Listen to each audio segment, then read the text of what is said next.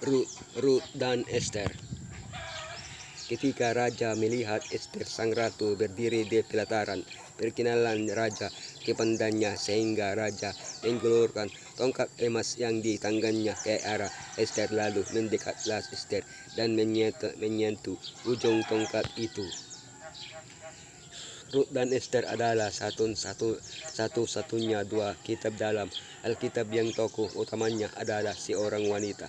Dua kitab dengan dua kisah yang mengesankan yang darinya kita dapat memetik pelajaran penting. Namun selain makna historis dan moralnya, Ruth dan Esther memiliki nilai simbolis sebagai wanita. Mereka mewakili gereja Allah yang setia. Mereka mengajarkan kita tentang rencana penebusan dan episode terakhir dalam konflik antara Mesaya dan Setan. Ruth dan rencana penebusan, apa yang hilang sang penebusan. Esther dan akhir zaman, pertentangan waktu yang menentukan. Ruth dan rencana penebusan, apa yang hilang. Pada zaman para hakim memerintah ada kelaparan di tanah Israel. Lalu pergilah seorang dari Bethlehem Yehuda beserta istrinya dan kedua anaknya laki-laki ke daerah Moab untuk menetap di sana sebagai orang asing. Kisah Ruth dapat dipahami sebagai perumpamaan yang menjelaskan rencana penebusan. Elimelek dan keluarganya harus meninggalkan rumah mereka karena di Bethlehem yang namanya berarti rumah roti, tidak ada roti, untuk mencapai tempat di mana mereka menemukan kematian. Dosa mengubah tanah yang telah diberikan Allah kepada manusia menjadi tempat kematian di Eden, tempat Allah menempatkan Adam dan Hawa. Ada kelimpahan segala jenis makanan. Namun karena dosa, mereka harus meninggalkan taman itu dan berjuang untuk mendapatkan makanan mereka. Bahkan saat ini di planet yang menghasilkan cukup makanan untuk semua orang, beberapa orang masih mati kelaparan. Namun suatu hari nanti semua ini akan berakhir. Sang penebus kemudian berkatalah, Ruth, memang aku mendapat belas kasihan dari padamu, ya Tuanku, sebab Tuhan telah menghiburkan aku dan telah meninggalkan hati hambamu ini, walaupun aku tidak sama seperti salah seorang hamba-hambamu perempuan. Ketika Naomi dan Ruth kembali ke Bethlehem, Naomi meminta untuk dipanggil Mara yang berarti kepahitan. Dosa telah mengubah hidup kita menjadi kepahitan dengan hanya sedikit kilasan sukacita. Namun seperti yang kemudian ditemukan Naomi, Allah tidak melupakan kita dan telah menunggu untuk memenuhi kita dengan sukacita.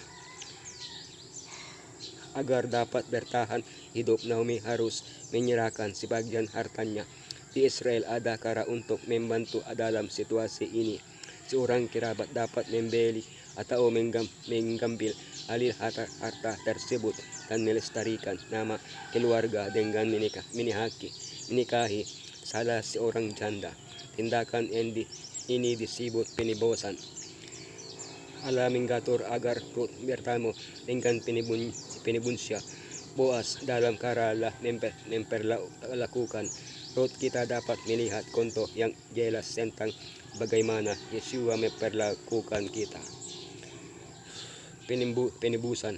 Lalu berkatalah penebus itu, jika demikian, aku ini tidak dapat menebusnya, sebab aku kawan merusakkan milik pusakaku sendiri. Aku mengharap engkau menebus apa yang seharusnya aku tebus, sebab aku tidak dapat menebusnya. Boaz menghadapi kendala dalam hal penebusan. Ada pelamar lain, kerabat terdekat. Ini melambangkan setan yang percaya bahwa ia memiliki hak atas kita dan planet kita. Akhirnya di gerbang kota, setelah mengambil tindakan hukum di hadapan para tua-tua, Boaz memperoleh penebusan. Demikian pula Allah mengumpulkan tua-tua yang mewakili dunia yang tidak jatuh bersama dengan para malaikat dan melakukan penyelidikan yang cermat, di mana diputuskan bahwa Yeshua dapat menebus kita. kita menyebut siya pang penghakiman sebelum kita tangan kedua. Atas dasar apa penebusan dapat dikapai? Atas dasar darah Yesua yang telah tumpahkan untuk membebaskan kita dari kuasa kejahatan dan menggagalkan rencana si jahat. Tentang hubungan Mesaya dengan umatnya, terdapatlah sebuah gambaran yang indah di dalam hukum yang diberikan kepada bangsa Israel bila mana seorang Ibrani jatuh miskin dan terpaksa melepaskan harta pusakanya dan menjual dirinya sendiri sebagai hamba tugas untuk menebus dia dan hak warisnya jatuh kepada seorang keluarga yang terdekat. Lihat imamat jadi pekerjaan untuk menebus kita dan warisan kita yang telah hilang karena dosa jatuh kepadanya orang yang terdekat dengan kita, karena mau menebus kita lah menjadi kerabat yang terdekat bagi kita, lebih erat daripada bapa, ibu, saudara, teman, atau kekasih. Ialah Tuhan Juru Selamat kita. Janganlah takut, sebab aku telah menebus engkau, aku telah memanggil engkau dengan namamu, engkau ini kepunyaanku, oleh karena engkau berharga di mataku dan mulia, dan aku ini mengasihi engkau, maka aku memberikan manusia sebagai gantimu dan bangsa-bangsa sebagai ganti nyawamu. Ester dan akhir zaman. Pertentangan surat-surat itu dikirimkan dengan perantaraan pesuruh kepada segala daerah kerajaan supaya dibunuh dan dibinasakan semua orang Yahudi daripada yang muda sampai kepada yang tua, bahkan anak-anak dan perempuan. Pada satu hari juga pada tanggal 13 bulan yang ke-12, yakni bulan Adar, dan supaya dirampas harta milik mereka. Mari kita pikirkan kitab Ester sebagai simbol akhir zaman. Setan yang diwakili oleh Haman menetapkan hukuman mati bagi siapa pun yang tidak sujud di hadapannya. Gereja yang sisa yang diwakili oleh Ester bertindak pada waktu yang tepat. Akhirnya gereja dibebaskan dan setan beserta para pengikutnya dihancurkan. Haman diberi wewenang atas kerajaan Persia dan semua orang menyembahnya kecuali Mordekai, seorang Yahudi. Setelah mengetahui hal ini, memutuskan untuk membunuh semua orang Yahudi. Pada akhir zaman, setan akan menuntut penyembahan melalui berbagai kekuatan politik dan agama. Mereka yang menolak akan mati. Sekelompok kecil orang, meskipun ada keputusan hukuman mati, akan memutuskan untuk terus menyembah Sang Pencipta pada hari yang telah ditetapkan dan bukan pada hari yang setan inginkan. Waktu yang menentukan. Sebab sekalipun engkau pada saat ini berdiam diri saja, bagi orang Yahudi akan timbul juga pertolongan dan kelepasan dari pihak lain, dan engkau dengan kaum keluargamu akan binasa. Siapa tahu mungkin justru untuk saat yang seperti ini engkau beroleh kedudukan sebagai ratu.